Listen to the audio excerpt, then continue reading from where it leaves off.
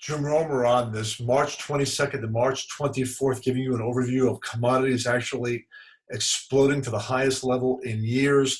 Many analysts really do not know the power of weather and very often are a little bit late to the game trying to explain what's going on. But let me show you here what we've been watching for clients all over the world that subscribe to our Weather Wealth newsletter and also climate intelligence at bestweatherinc.com.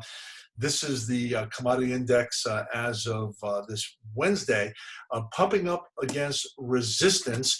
And a main reason for commodities exploding is not necessarily just the weaker dollar and Chinese demand, but also look at these grain stocks there to the right of your screen, the lowest in many, many years.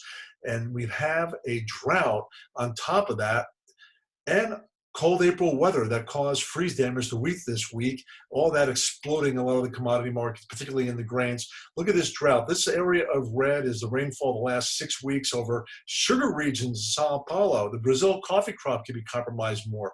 The second corn crop also being hurt. There is no room for error with grain stocks this low, the lowest in years. One of the things we do at bestweatherinc.com is look at long-range weather forecasting, compare it to analog years, look at ending stocks and say, hey, should you guys be long the next 4 or 5 months? Should you be selling put options?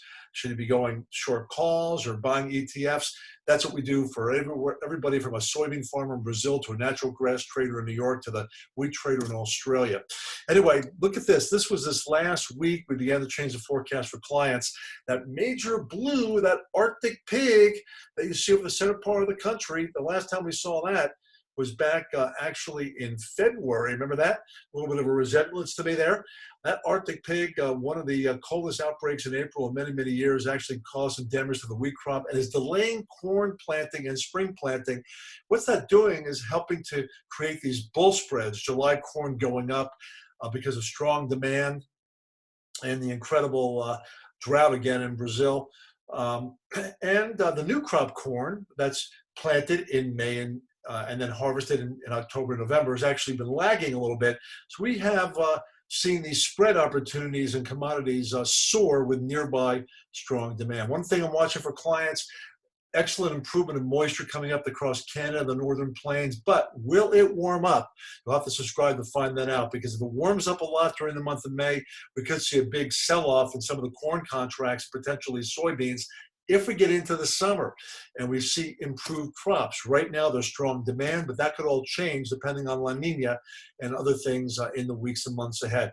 We mentioned in our newsletter about 4 weeks ago the potential boom in commodities. Certainly that actually has happened. I don't think the dollar necessarily is the main reason that we've broken out. You can see the dollar index there to the right of my shoulder at a triple bottom. If we take out 91, then we could potentially see even more of a bullish reaction to commodities, because a weaker dollar makes commodities more expensive. What's driving the dollar? Too many factors: treasury yield rates, inflation fears. You're seeing everybody right now actually running into Bitcoin and commodities because the stock market is so high priced it could be subject to a further sell-off in the weeks, the months ahead, particularly if we see some inflationary fears come back and the potential for interest rate possibly going up a little bit.